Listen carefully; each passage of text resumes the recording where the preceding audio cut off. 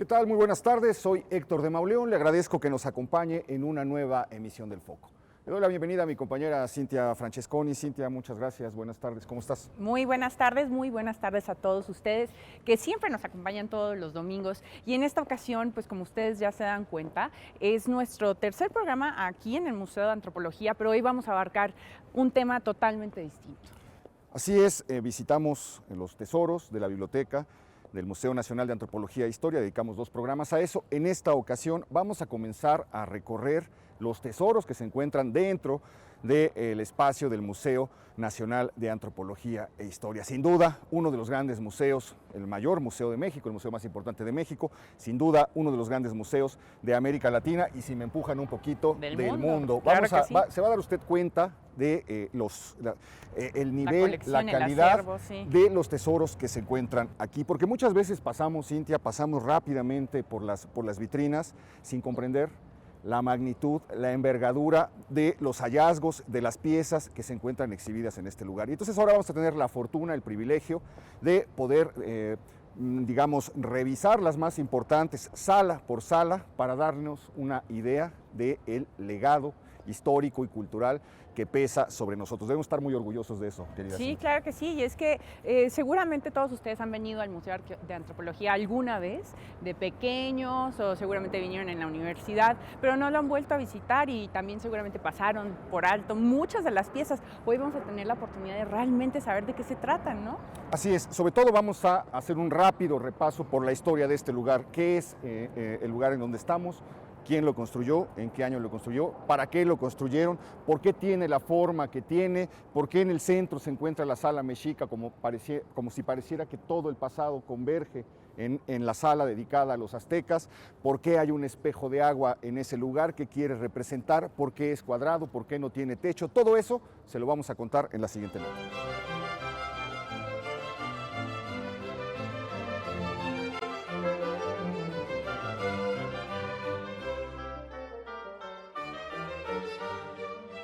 En 1962 se le escuchó decir al presidente Adolfo López Mateos que ya era momento de que México tuviera un museo de antropología ejemplar. El encargado de materializar ese proyecto, que debía despertar el orgullo de los mexicanos, fue el arquitecto Pedro Ramírez. La construcción del museo inició en febrero de 1913 y fue inaugurado el 17 de septiembre de 1964. En un fragmento del bosque de Chapultepec, con la intención de que éste estuviera al alcance de todos. Pedro Ramírez entregó al público un museo en el que se pudiera admirar la riqueza arqueológica y étnica de México.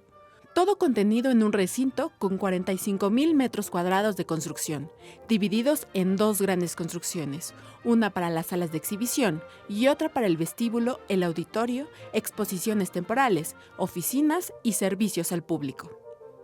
En alguna ocasión, el arquitecto Pedro Ramírez explicó que al construir este museo, tuvo en mente que el recorrido pudiera hacerse de manera continua o por salas, para que el público tuviera opciones de descansar a lo largo de los 5.5 kilómetros que abarcan todas las salas. El emblema arquitectónico del Museo Nacional de Antropología es su patio cubierto por un gran paraguas, que a la vez funciona como fuente invertida. La razón de ser es que el creador del proyecto quería dotar de espacios para relajarse, con un poco de cielo abierto. En palabras de Ramírez, él aseguró que quería llevar el mensaje del museo a todos sus visitantes, acrecentar su interés y suscitar su emoción ante la presencia de la reliquia o de la obra de arte. A casi medio siglo de existencia, el Museo Nacional de Antropología se ha encumbrado como uno de los más importantes del mundo en cuanto a la riqueza de su acervo. Sus 23 salas al año reciben más de 1 millón de visitantes nacionales y extranjeros. Y sin dudas, sigue siendo el mejor sitio para conocer la historia de las culturas del México antiguo.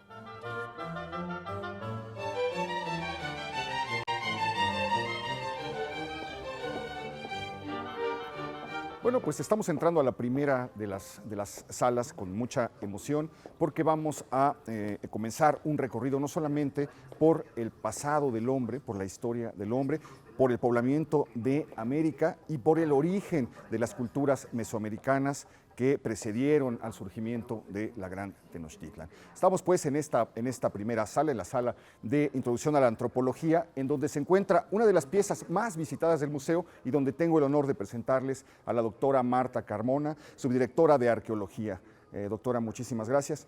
De manera que tendremos una guía. Muchas gracias, doctora, por estar con nosotros. Es una guía de lujo. De lujo, no solamente pues, por sus conocimientos, por su altura intelectual, por su larga trayectoria, sino por la pasión, usted lo va a ver, que pone en la explicación de los objetos que pueblan este museo. Doctora, muchísimas gracias. Comenzamos nuestro recorrido precisamente con un ilustre antepasado nuestro. Sí. Pues esta es una de las piezas que más atrae a nuestros visitantes, sobre todo a los jóvenes. Es muy interesante porque es una reconstrucción de un fósil Australopithecus, que es un antepasado nuestro, en el que se utilizaron técnicas de antropología forense, de biología comparativa, de fisiología, para poder lograr a partir de unos cuantos restos, el 40% del esqueleto. Pero ya los huesos que se encontraron en el 1974 sí permitieron, lograron, mejor dicho, que pudiese integrarse esta maravillosa reproducción. ¿Por qué? Pues porque pasemos a verlo, tenemos una reproducción del esqueleto original.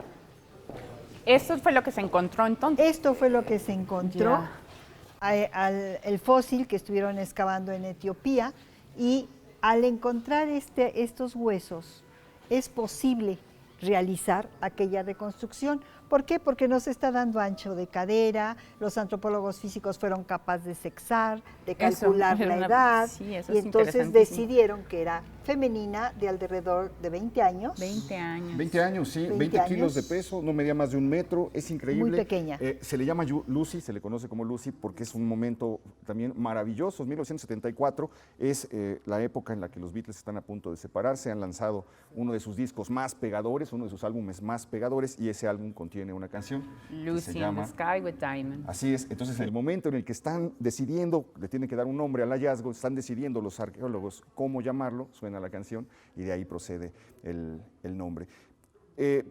La característica fundamental de Lucy, doctora, está en los pies.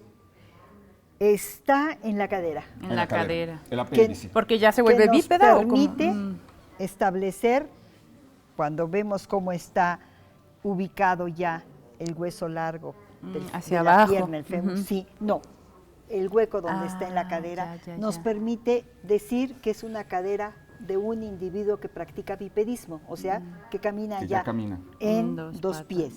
Y cuando vemos la posición de la columna vertebral y no está muy claro, pero de lo que sería el foramen magnum, o sea, el orificio que no aparece aquí, pero sí vemos la estructura de la columna vertebral, que además era erecta. Era erecta. Se ha establecido su edad, se ha pensado que posiblemente también la dentición, que tiene dentición, nos ayudó a establecer que comía. La edad. La edad, alrededor de 3.200.000 años, aunque hubo un debate No, la edad de ella, 20 años. Ah, 20 años. La antigüedad del fósil sí son 3,5, 4 millones de años aproximadamente. Bueno, estamos en una sala, doctora, en la que es una sala dedicada, desde luego, más que nada a narrar el proceso evolutivo del hombre. Es la historia de cómo la capacidad craneana del hombre se va extendiendo hasta llegar a conformar pues, al hombre contemporáneo, al hombre actual. En ese sentido, llaman mucho la atención y son muy visitados este espacio al que nos estamos acercando, donde se encuentran diversos restos. Sí, aquí estamos encontrando un entierro de un neandertal, 50,000 años más o menos. Esto es muy interesante porque ya nos está hablando de un ritual de enterramiento que va a perdurar hasta nuestros días. ¿Esto qué antigüedad tendría? 50,000 años 50,000 años. Y ya está el hecho de poner las flores como una ofrenda que acompañan el viaje al más allá. Ya hay una creencia en el más allá, que es forma poquísimo fetal lo que también. sabemos, pero se puede extraer mucho del tipo de la información contenida en los restos, ¿no? Esto es una reconstrucción tal como estaba el entierro que se encontró del Neandertal. Encuentran por estudios de polen que existen estas especies de flores colocadas sobre él. Ahora, lo interesante, las flores debieron haber tenido un significado porque son por color. ¿Qué significado? Eso no lo Está sabemos. muy difícil podríamos estar elucubrando ahorita.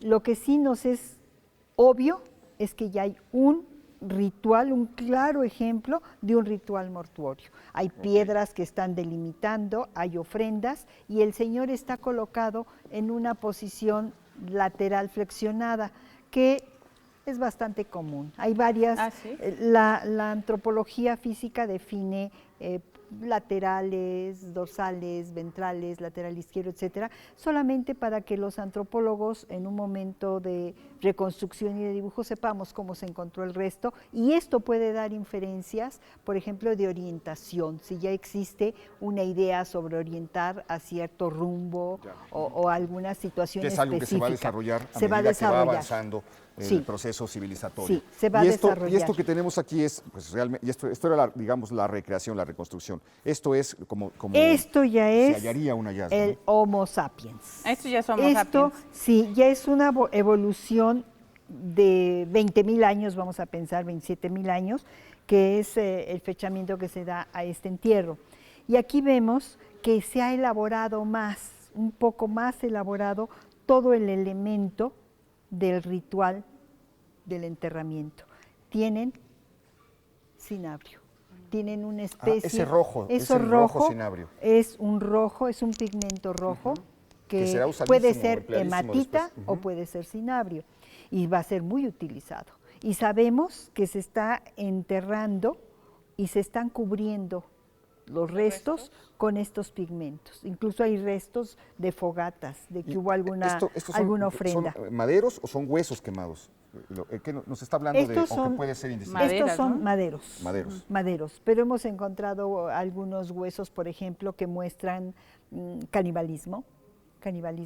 Hemos encontrado un culto al cráneo en el Paleolítico Superior, un culto al cráneo humano y al cráneo del oso. Animal y humano. Y es muy interesante porque el inicio del culto al cráneo en épocas tan tempranas es realmente importante porque después vamos a ver una evolución con esa cabeza, ¿no?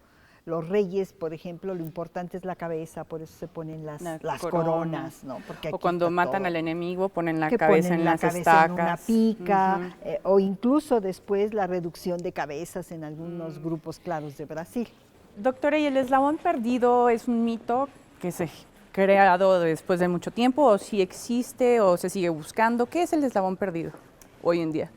El eslabón perdido es un mito que ha surgido de gente en general que piensa, que se opone, por ejemplo, es lógico, somos animales, que estemos en la escala superior no nos quita que tengamos que entrar en esa categoría de zoología, ¿no? Entonces, la situación viene de que dicen, bueno, si evolucionamos de la rama de los primates y estamos emparentados con ellos, pues queremos encontrar un hombre que tenga cola. ¿Cola? Digo, eso no es posible porque, en primera, nuestros parientes más cercanos, nuestros parientes más cercanos son pues los grandes antropoides, gibón, orangután, chimpancé y gorila. Claro. Y entonces esos no tienen cola prensil. La búsqueda de la cola prensil. La búsqueda de la cola prensil. Ahora, el gibón, por ejemplo, es un braqueador. No por eso nosotros podemos tener esa capacidad. Braquear quiere decir que se deslizan utilizando los brazos de árbol en árbol, ¿no? El gorila, por ejemplo, hace nidos, hace ya camita, por así decirlo. O sea, mira, acomoda sus ramas en el árbol y ahí duerme y demás. Entonces, compartimos rasgos básicamente con ellos en muchas condiciones. Pero no por eso va a haber un esqueleto con cola, ¿no? No, ni vamos a esperar que un gorila dentro de 1.000.000 de años se convierta en un ser humano. Doctora, estamos pasando a la sala de poblamiento de América. Es muy fascinante porque comenzamos nuestro recorrido con unos restos de 3 a 4 millones de años y ahora vamos a ver cómo esos seres se desplazaron aprovechando pues, los cambios climáticos, cruzaron el océano a través del estrecho de Bering, según la teoría más aceptada. y iniciaron el poblamiento de América. Entonces estamos en una sala que a mí me fascina porque aquí están pues todos los mitos de la arqueología mexicana, el hombre de Tlapacoya, la mujer de Tepexpan o el hombre de Tepexpan, ya no sabemos en qué quedó, si era uno si era otro, y entonces va a ser un momento muy interesante. ¿Qué podemos destacar? ¿Qué vale la pena conocer en esta sala? Aquí lo que todo mundo no perdona, no se va sin ver, es la cacería del mamut, donde está precisamente la mujer de Tepexpan, y el foso del mamut de Santa Isabel Iztapa. Esto es impresionante porque yo creo que esto ha herido la imaginación de todos los niños mexicanos desde 1964 hasta la fecha. Es una pieza hecha por una verdadera artista, es Carmen Antúnez. Carmen Antúnez. Le encargaron, es increíble lo que ella imaginó, la manera en la que se informó para poder más o menos reconstruir el entorno. Y todo esto es porque en 1946, por ahí, se encuentran, estaban haciendo la carretera México-Puebla, entiendo, Sí. y se encuentran unos restos de un mamut al lado de un ser humano, y de ahí sale la historia del hombre de Tepexpan. Es más o menos así la historia, doctora. Bueno, este diorama en especial atrae muchísima gente y muchísima la atención, porque es un diorama muy explicativo de cómo debió haber sido la cacería de este gran animal. Estamos viendo, por ejemplo, esto lo aportó la arqueología, estamos viendo que las armas que usan son realmente Palos con puntas, pues ¿no? nada. Para llegar con un animal de este tamaño, realmente necesitaban primero organizarse en grupo, necesitaban salir de cacería en grupo, pero tenían que hacer algo que nos lo muestra el diorama. Un animal tan grande con unas armas tan rudimentarias necesitaban o provocar que el animal se cayera en una peña, se despeñara, o lo enfangaban. Ya. Y es lo que está Enfangaban, qué enfangar, curioso. porque pierde movilidad. Observen qué bien Claro. puso las patas Sí, traseras, las hundió que ya no totalmente. puede el animal moverse y entonces puede ser Qué buena atacado. táctica. Hay un debate sobre si esto pudo ser o si en realidad eran carroñeros y esperaban a que estuviera muerto para llegar a destazarlo y a despedazarlo. Pero ¿quién mataba a un el hecho- mamut? ¿Los leones? Es que los restos se contaminaron y entonces dieron una antigüedad que decía 2000 años primero. Y entonces, bueno, primero dijeron 10,000 años, luego le hicieron un estudio y dijeron 2000. Y entonces dijeron 2000 no puede ser porque ya no había mamut. Ya no había. Entonces, algo está contaminada, está alterada esa escena, y ese ha sido un misterio, un debate que durante mucho tiempo han sostenido los arqueólogos. Sí lo aplastó, no lo aplastó, llegó en un momento posterior. ¿Usted qué nos cuenta sobre este misterio? Mire, los cazadores de megafauna, que es este tipo de animales, tenían que organizarse en grupos. Tenían, como le cuento, que enfangarlos o que despeñarlos. Y ya que estaban heridos, era susceptible de ser atacado. Sabemos que sí enfangaron muchos animales, que como los asusan para que vayan, o los agarran bebiendo agua y ahí mismo los asusan. Ahora, sí debieron ser carroñeros también, porque en un principio la calidad de armas que tenían, Aquí no nos caemos, ¿verdad? no, podemos hasta como bailar. cosa. Pero esto es así como se encontró, doctora. Este es el mamut 2 de Santa Isabel Iztapa. Ah, este es otro. Y sí, y este es interesantísimo, porque nos muestra, no sabemos si lo cazaron O o se si murió. están haciendo aquí carroña, pero lo que sí tenemos claro es que había presencia humana. ¿Cómo? Y nos atrevemos a decir que cazaba. Ustedes pueden ver números, Ajá. 1, 2, 3. Ajá. Aquí destacamos el 3, El el 2 2 y el 1 y el acá. 1. Eso corresponde a 3 cuchillos de piedra. Esto que salió ahí, ese uno. Este esto que está ahí, uno es un filo de. Sí, claro, claro. No, ahí. ese es un cuchillo que Ajá. tenemos el original puesto poquito en las vitrinas adelante. El 2 corresponde al sí. otra arma y el 3 a la siguiente. ¿Qué es lo interesante? Que cuando se explora este mamut encontramos, primero, armas y segundo, vemos que está sin Desmembrado, composición ¿no? orgánica. O sea que Lo desmembraron, lo descuartizaron. descuartizaron y seguramente cada quien se llevó la parte que le tocaba. ¿Y por qué habrían dejado las armas? Porque aquí parece como que lo hubieran Pues ya no las necesitaban, ¿no? chuzado. Se les cayó. Ah. Y está enfangado, es lodo, no importa, Pues ahí tengo se más, quedan. ahí se quedan. Claro, qué Y yo me curioso. llevo, son cuchillos. Y yo me llevo lo que tengo. Sáqueme de una duda. ¿Era hombre o mujer? El hombre de Era Tepetzin. mujer. Era mujer siempre. Era mujer, era Todo- mujer. Este sería el resto del mamut que se encontró en Texcoco, pero tenemos muchísimo resto de mamut que se ha rescatado por la arqueología. Mostramos este porque es de los más antiguos, el hombre de cazador de megafauna, etcétera, pero tenemos varios mamuts ¿Aquí en el encontrados. museo? No, en excavaciones. Nosotros aquí realmente es el único que tenemos. Ya. Tenemos fragmentos como molares y demás que aquí están. Estos sí. los restos de la megafauna que Estos restos de megafauna. se movieron en algún momento, hace muchos años, hacia esta parte porque originalmente estaban abajo del mural que se encuentra a nuestras espaldas Sí. y que daba cuenta de cuáles eran los animales que formaban esa megafauna. Ahora es impresionante el Sí, y lo más interesante de esta megafauna es que tenemos un resto de caballo. Tuvimos caballo en un momento dado en América. ¿Y de qué Tuvimos tamaño era el caballo? Porque el caballo evolucionó Era de pequeñito. era pequeño, pero ya era un ecus, o sea, un caballo como lo conocemos Ah, nosotros. sí. un O sea, que ecus. te puedes montar encima de él. Este es un mamut. y el camélido no está. ¿Cuál El sería? camélido no está aquí, es un pequeño hueso, ahí está una defensa de mamut. Es un pequeño hueso que no está exhibido ahora. ¿Estos cráneos qué son? Estos son cráneos De la cueva de precerámicos. Coscatlán, Puebla. Puebla, son cráneos precerámicos. Estamos frente a dos cráneos muy, muy interesantes. Yo quisiera aprovechar que tenemos aquí a la doctora para preguntarle, que se llama mucho la atención esto.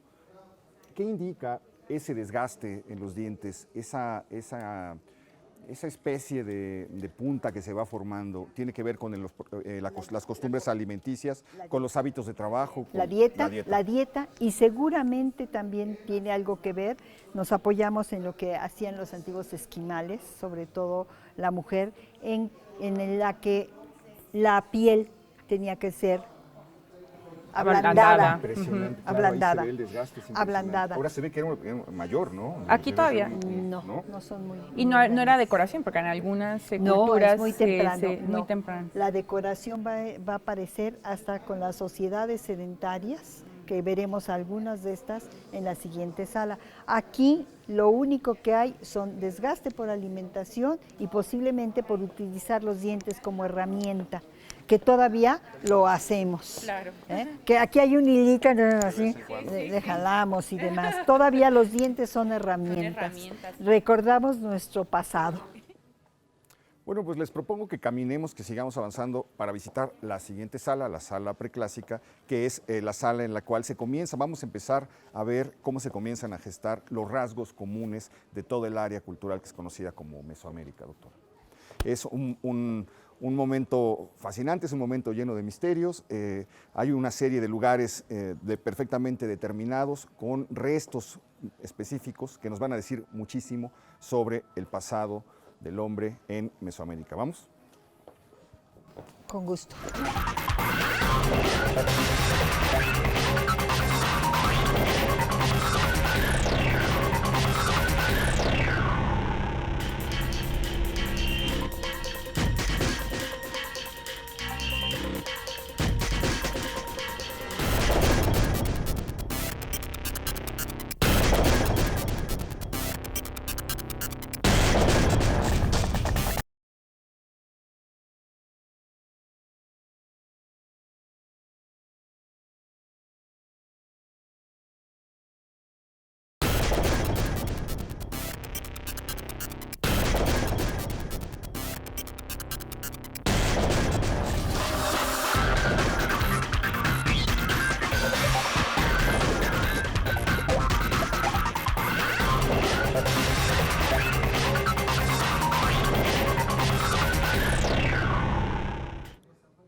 Bueno, estamos en la sala dedicada al preclásico en el altiplano central. El altiplano central es lo que actualmente forman los estados de Morelos, Tlaxcala, Hidalgo, el Estado de México Puebla y, desde luego, la Ciudad de México. Es en este lugar en donde hay un cambio fundamental en la cultura y en la evolución, que es en la formación de las primeras aldeas, un proceso que empieza hacia el año 2300 y que usted ha estudiado bien, doctora. Nos hemos detenido frente a esta pieza, es una pieza extrañísima, es una pieza pequeñísima, cuesta muchísimo trabajo darse cuenta detallarla, qué es ¿no? lo que hay ahí, y sin embargo, es una de las grandes piezas del Museo Nacional de Antropología e Historia, por las razones que la doctora Carmona nos va a explicar a continuación. Bueno, estamos en la época del sedentarismo y aparece ya el trabajo del barro modelado. Este es uno de los primeros ejemplos, es barro modelado, es una figurilla. La parte superior, las dos perforaciones serían los ojos, se ve una ligera protuberancia, es la nariz, baja el cuerpo y vemos lo que sería la parte pancita, del ombligo, de la pancita. Lo que está ahí no es el es ombligo. que se le ve pancita. No es el ombligo, es un defecto que tiene la pieza. La pieza. Pero ahí estaría su torso y luego solamente hay una pierna, parte de un muslo. Esta es la figurilla llamada figurilla de Zoapilco. La más antigua, La que se considera la más antigua en la historia mesoamericana. Como figurilla sí, porque tenemos vasijas cerámicas más o menos contemporáneas. ¿Esta de qué año En es? otras zonas. 2300 antes de En otras Cristo. zonas. O en el altiplano. En otras zonas. Las tenemos, por ejemplo, en Guerrero, en Oaxaca, etcétera. Cerámica muy bien hecha, ya de esta época, y posteriores, 1500, ya hay una evolución cerámica absoluta. Antes de Cristo. Este es un periodo muy raro y que vamos a conocer y visitar, doctora, porque hay muchas representaciones de animales, es casi lo fundamental. Sí. Llama la atención que no hay todavía una representación de una divinidad, como lo podemos entender como tal en este momento, y sí muchas representaciones animales. ¿Qué nos dice eso? Mire, básicamente en la sala lo que tenemos son excavaciones realizadas en Tlatilco y en parte de la cuenca. Y Tlatilco, que es la que nos va a proporcionar una gran cantidad de material que observemos aquí, está precisamente en las orillas del Gran Lago. Y entonces son animales que para ellos son cotidianos. Son cotidianos. El pez, el pato, ¿Ese qué es? un tlacuache, ¡Qué maravilla! un tlacuache, un armadillo, otro tlacuache, ranitas. ¿Esto es como todo un cerdito esto. o qué es? No, es también. un armadillo. Un armadillo, qué increíble. Ahora, todo esto es muy interesante.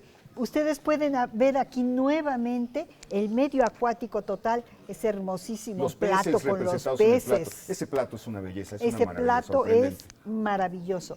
Estas vasijas, por ejemplo, la cola, que también las hay en Oaxaca, la cola es la vertedera y es un pato. ¿En qué momento, bueno, lo vamos a ver un poco más adelante, porque el camino que lleva hacia Dios, hacia las divinidades, es una abstracción pues, que ya requiere de un proceso mayor, al parecer. Porque lo primero que encontramos es esto. A mí me llama la atención que siempre que decimos la palabra preclásico, se nos viene a la mente una infinidad de figurillas femeninas, algunas de ellas pues ya con las caderas y los vientres ensanchados, aludiendo al embarazo, etcétera. No es lo que estamos viendo en este momento, pero bueno, se caracteriza por una gran cantidad de figurillas hechas al pastillaje. ¿Qué significa esto, doctora? Estas figurillas son características de la región del altiplano. En otras regiones disminuye la cantidad. Ahora, es importante notar que estamos en preclásico y que esto tiene subdivisiones, inferior, medio y superior. Entonces, cuando estamos en el inferior, es donde estamos arrancando ahorita, pasamos a preclásico medio con la influencia olmeca y demás. Cuando decimos que son figurillas decoradas al pastillaje, es como cuando los niños juegan con plastilina, que hacen los rasgos, los adornos, los detalles, con bolitas y con gusanitos. Y esto es barro. Esto es barro. Y aquí encontramos ya una gran cantidad de indumentaria y adornos. Joyería. Fíjense algo muy interesante. Vean esto. Esta personita está cubierta de pigmento rojo. Recuerden que eso viene Yo pensé que desde eso era épocas arcilla, antiquísimas. pero no, es pigmento. Bien, son de arcilla y están cubiertas con pigmento rojo. Hay una gran cantidad gran cantidad de actividades que podemos detectar en las figurillas. Tenemos bailarinas, chamanes o una especie de sacerdotes. Podemos encontrar diferenciación en vestimenta, en adornos, traen collares, traen orejeras, traen grandes turbantes y con una tendencia a la desnudez en las figuras, sobre todo sin embargo, femeninas. doctora, me llama la atención que no, me da la impresión de que hay una marcada ausencia de órganos sexuales. Sí, pero no se representan. No, pero a la mujer le ponen senos, Senos, suficiente. Ya. O Y sea, no además- hacen la diferenciación entre hombre y mujer, o mujer pero cuando no, tiene senos. porque al hombre generalmente lo presentan con lo que después nosotros conocemos como braguero o mashlat, o taparrabo, o como le Más queramos adelante. decir. Y generalmente ellos sí. Ahora, ¿saben también por qué es esa cosa de taparse tempranamente en el hombre? Porque trabaja y lasquea. Ah, claro, para no lastimar. Para no lastimarse, es una parte muy sensible. Sí, sí. Las mujeres se representan como Esto es interesante. inicios de culto a fertilidad. Esto es interesante porque aquí arriba, bueno, aquí vemos, ya vemos perfectamente Un enredo, telar, como lo ha un- llamado, como lo ha llamado usted, doctor. Pero me imagino que esto es como aparece, como se encuentran muchos restos textiles en las cuevas. Así aparecen y esto viene todo de la misma cueva. Ese es otro resto de textil, este es petate, lo que podría haber sido Una estera, una estera o petate, sí. Estas también son cuerdas. Lo primero que el hombre trabaja antes de meterse con tejido abiertamente de algodón, en nuestro caso de Mesoamérica, son fibras. Y es el antecedente directo del tejido ya para crear telas. Esto impresiona mucho porque es como se pudo haber encontrado. Tú Es cuentas el eso en algodón. una cueva, yo creo que no le Es el prestas ni algodón. atención. Es el si te lo algodón. encuentras en algún momento. ¿no? Sí, Y aquí no, están claro. los instrumentos con Sí, los que eso se era lo está que iba. tejiendo esto. El malacate, ¿Estos que que son es- como agujas o que son tan...? No, Este son es como un- cardadores. Ah. Como cardadores. Esto se ha Estos encontrado son muchísimo, agujas. ¿verdad? Ya en todas las casas, me imagino, Uf, en todos los asentamientos muchísimo. hay restos de eso. Muchísimos. Lo que se ha encontrado en cantidades increíbles son malacates.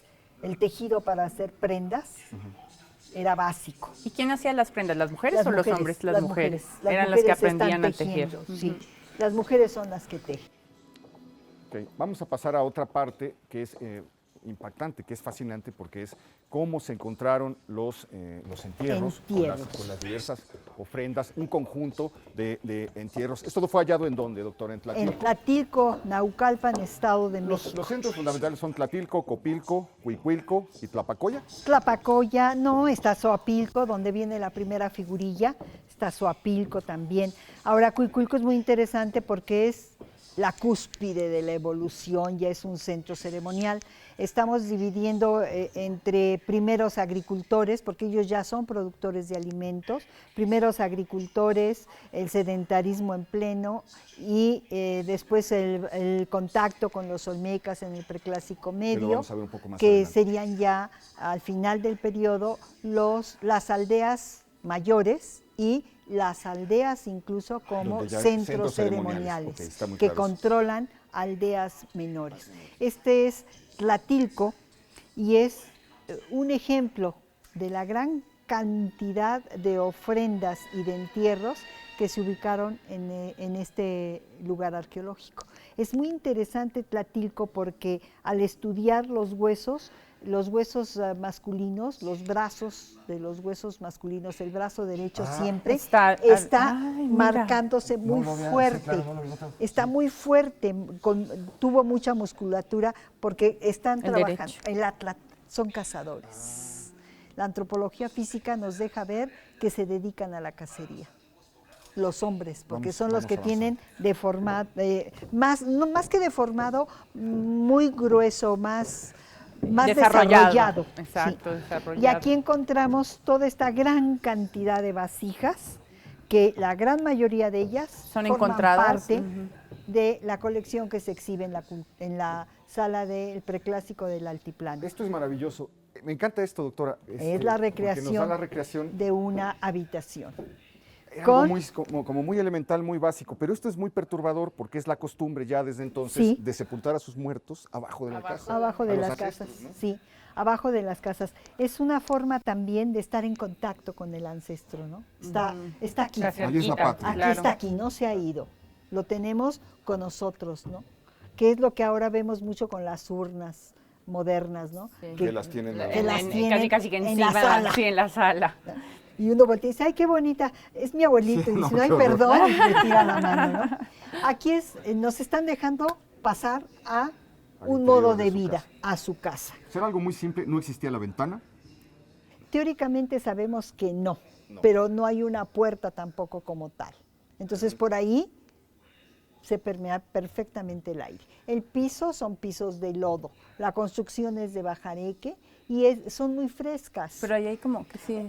Sí, es que son ramas para crear los muros. Con eso tienen que hacer los Y muros. emplastan con... Emplastan, pero ya hay cimientos, que son las piedras. Ah, eso está Y interesante. ya tienen sí. depósito para granos, que es la formación troncocónica que vemos Y de lo que aquel lado. vemos acá es que la cocina estaba afuera, a un lado de la No. digamos, el fogón, a No, un lado. lo o que a otro vemos lado. son lo que nosotros llamamos áreas de actividad. Allá.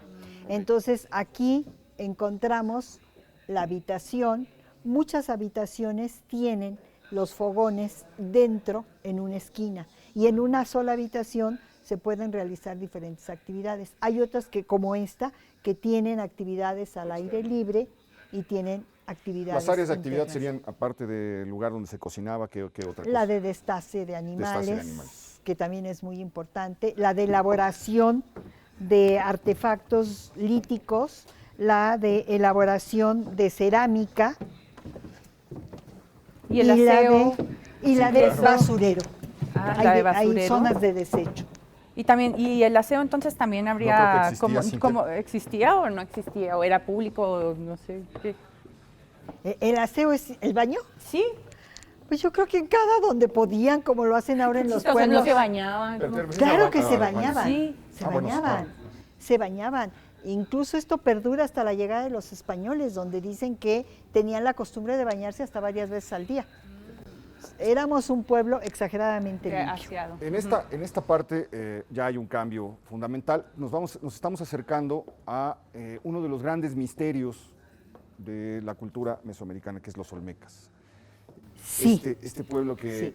que dicen, bueno, que deja unas representaciones muy extrañas, porque no solamente son mongoloides, sino también negroides. No solamente tienen rasgos ya mongoloides, sino también negroides, y una fuerte presencia que parece venir de las costas de Guerrero y de Oaxaca, etcétera. Aquí tenemos esta pieza es fundamental. estos son los llamados baby face, cara de niño. Y precisamente muestran todos los rasgos que caracterizan a los grupos olmecas, que estaban como zona nuclear en la costa del Golfo, pero también hay una presencia muy fuerte y muy temprana en Guerrero. Muestran, por ejemplo, ya deformación encefálica. cráneo deformado, Ya está, y es una característica en los olmecas, esta deformación que es ¿Debido a qué? con aparatos especiales, se ponen Vamos a aparatos. ver un poco más Este adelante es una el proceso. anular, y ya hay mutilación dental. Que es otra de las constantes. Aquí aparecen ya varias, es muy perturbador por eso, porque aparecen las constantes que se van a extender por Durante todo lo, que muchos conocemos, años, claro. todo lo que conocemos como Mesoamérica, ¿no? Sí, aquí vemos una pieza que es importante no perdernos, porque ya nos está hablando incluso de un culto al jaguar, que lo traen los olmecas. Esa es la otra característica, Es esa es un la otra pregunta que sacerdote. yo le quisiera hacer, doctora. Encontramos tempranamente el culto al jaguar en todo Mesoamérica, es muy fuerte en Teotihuacán, es muy fuerte en muchísimos lugares, es muy fuerte en la Mixteca. ¿Qué representa? ¿De dónde viene esa fascinación, esa obsesión, esa reiteración constante por el animal, por ese animal nocturno, ¿no? Bueno, si nos fijamos, compartimos con las zonas donde el jaguar es originario, que puede ser el Golfo, puede ser la parte costera del Pacífico, Oaxaca, llega al altiplano por influencia olmeca. ¿Y qué tiene el jaguar? Es fascinante. Es el único que no tiene otro depredador. Él es el depredador máximo. Es nocturno. se le asocian sus rugidos con el monte. Es un animal absolutamente sagrado desde sus inicios.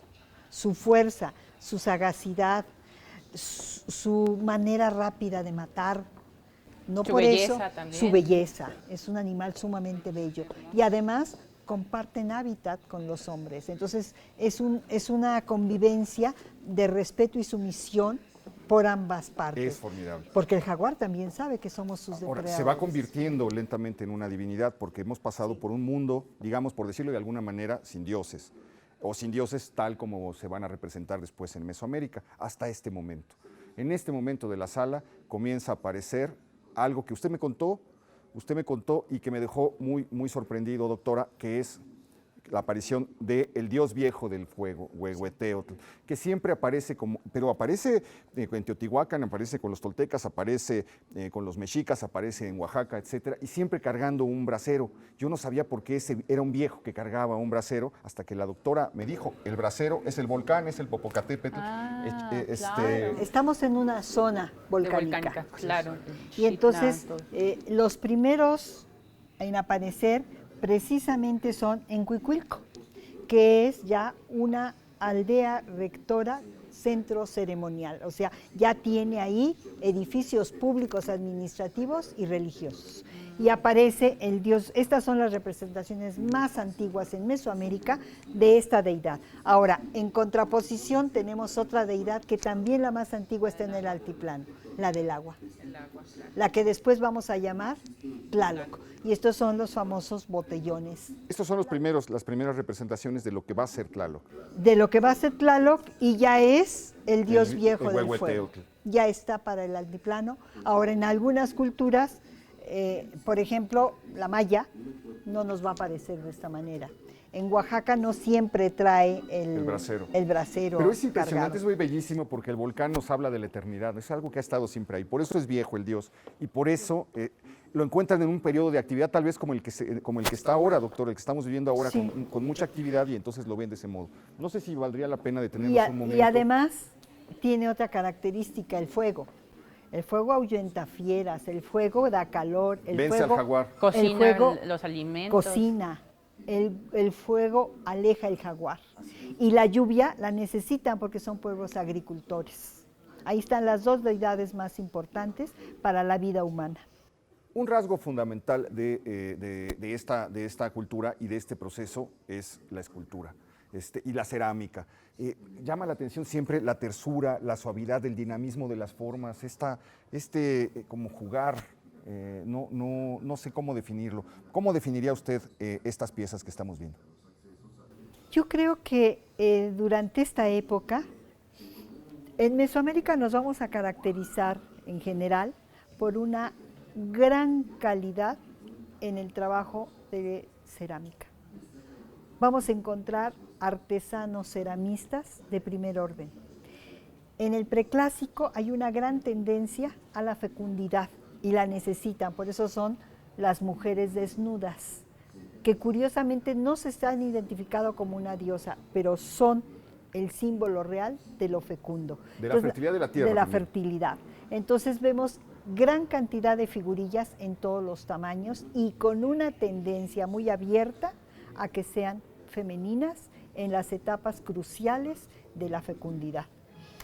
Y las hacen de una exquisitez maravillosa por una sensibilidad y un respeto increíble que tienen a lo que esa figurilla está representando. Está representando la fertilidad que nos va a dar de comer, está representando en un momento dado ese mundo mágico al que nos vamos a adentrar a partir de estas manufacturas preciosas. Tienen que quedar muy bien hechas, ¿no? Porque llevan fines mágicos religiosos. Están muy bien hechas, deben ser así, perfectas, con un casi, acabado claro. muy bueno, porque no es lo que sea. No es lo que sea. Muy rápidamente vimos desde las primeras aldeas, desde la formación de las primeras aldeas, en un recorrido muy veloz hacia el lugar, hacia la zona en donde se comienzan a hacer ya, digamos, centros urbanos con centros ceremoniales, que van a encontrar su mayor expresión o su esplendor en la sala que vamos a visitar a continuación y que está dedicada a Teotihuacán. En el altiplano central. en el altiplano. Usted es la defensora de los, ya me di cuenta, es la defensora de los mixtecos. Soy la defensora de todo el proceso.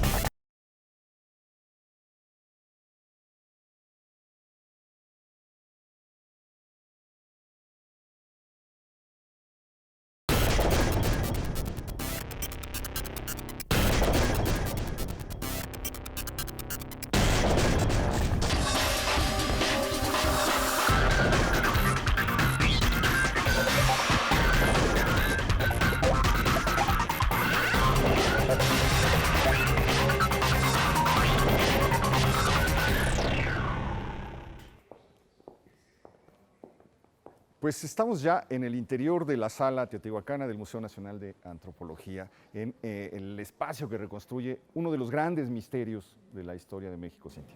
Exactamente, y es que estamos hablando de la civilización teotihuacana, una civilización que pues definitivamente no sabemos tanto como quisiéramos, sabemos que no conocemos, sabemos que le pusieron Teotihuacán por la civilización de los mexicas, pero que nada más, ¿verdad, doctora? No sabemos cómo se llamó la ciudad. No sabemos qué lengua lengua hablaban, de dónde venían, qué rasgos más o menos, a qué tronco, digamos, racial pertenecían más o menos, lo sabemos, un poco por las figurillas encontradas, pero es uno de los grandes misterios. Imagínate nada más que no sabemos, cuando los aztecas llegaron, la ciudad tenía 500 años abandonada. Sí. Y entonces no saben quién la habitó, quién la construyó, cómo la llamaron ellos mismos. Eso se hace, de verdad, se me hace aterrador. Pues aterrador, ¿no? Como misterioso, más Pero que... no, porque te habla sobre que todos son ruinas en curso, ¿no? Lo que sucede es que no tenemos un registro escrito que nos pudiera permitir enlazarlo ya con algún idioma para decir hablaban tal lengua. No lo tenemos. Es una época muy temprana, debieron haber existido registros, sin duda que sí, seguramente hechos en arcilla. Y pues esto no perduró en algún material que desafortunadamente no resistió el paso del tiempo. Estamos hablando de una ciudad que comienza a gestarse más o menos en el 2000 a.C., como pequeñas aldeas, como pequeños pueblos, que tiene un proceso muy lento y que hacia el año 0, hacia el año 100, comienza a surgir ya como una civilización que llega hasta el 650, en el que la ciudad es incendiada. Sí, es un proceso que tiene que ver con todo el proceso específico de civilización que venimos viendo desde el preclásico. Efectivamente, hay antecedentes tempranos del preclásico superior hacia acá, no sé, 600 antes de Cristo, 700 antes de Cristo, de ya elementos en Teotihuacán, elementos muy similares a los que vimos en la sala del preclásico. Incluso hay algunas cosas de Teotihuacán en la sala preclásica, muy pocas, pero tenemos algunos artefactos. Pero además se conoce que era pues una civilización, lo que podemos ver al día de hoy es que sí eran muy organizados, tenían pues elementos de una civilización ya bastante grande y pues imperiosa, ¿no? Urbanizada. Y Teotihuacán es el urbanismo en pleno. Teotihuacán es la gran ciudad con los palacios, con las obras administrativas, las obras como las que están en la ciudadela, monumentales. Ya es el verdadero concepto de monumentalidad al que vamos a acostumbrarnos a partir de este momento. ¿Esto que vemos era algo que estaba adentro de otra construcción? Este es un edificio que hemos llamado de la serpiente emplumada y de una deidad que no parece estamos muy seguros, parece ser Tlaloc. Es un edificio extra. Lo que pasa que ahora en todas las ciudades prehispánicas hay superposiciones y van dejando abajo y ponen la siguiente capa. Ceremonialmente hay una serie de actos, de sacrificios y demás. Esto es maravilloso porque eso nos permite saber todo, muchas cosas. Es decir, si la pirámide pues, es destruida y se convierte en cerro, como pasó con la pirámide del Sol, adentro hay otra mucha pirámide. información que nos puede Sí. decir cómo era ese pueblo, esa Los cultura. arqueólogos le llamamos las superposiciones. ¿Por qué no y vamos a corresponden visitarla? Porque se puede ver. diferentes épocas. Lo que vamos a ver detrás del gran basamento, que esta es una reproducción, obviamente el original está en Teotihuacán, son unos entierros que fueron encontrados como sacrificios rituales relacionados todos con el basamento piramidal. Aquí hemos hecho una reconstrucción de lo que se encontró durante las excavaciones. Es Impresionante. Sí, sobre todo fuera está reconstruido uno de estos grandes pectorales hecho con mandíbulas. La posición de los entierros es flexionada en algunos, en todos, perdón. ¿Esto nos dice son que los flexionadas. sacrificaron al terminar la construcción del templo? Generalmente es al inicio de la construcción. Al inicio de la Al construcción. inicio de la construcción son los sacrificios. Se hacen en las escaleras, en la cara principal, etc. Estos sacrificios, hay muchos en Teotihuacán, terminaron con ese mito que decía que en Teotihuacán No había sacrificios humanos y que sacrificios eso lo humanos. trajeron. Sí, había. Y que eran puros sacerdotes alabando a los dioses y adorando a Quetzalcóatl. Serán igual de sanguinarios. El sacrificio humano ha estado presente en Mesoamérica desde sus inicios.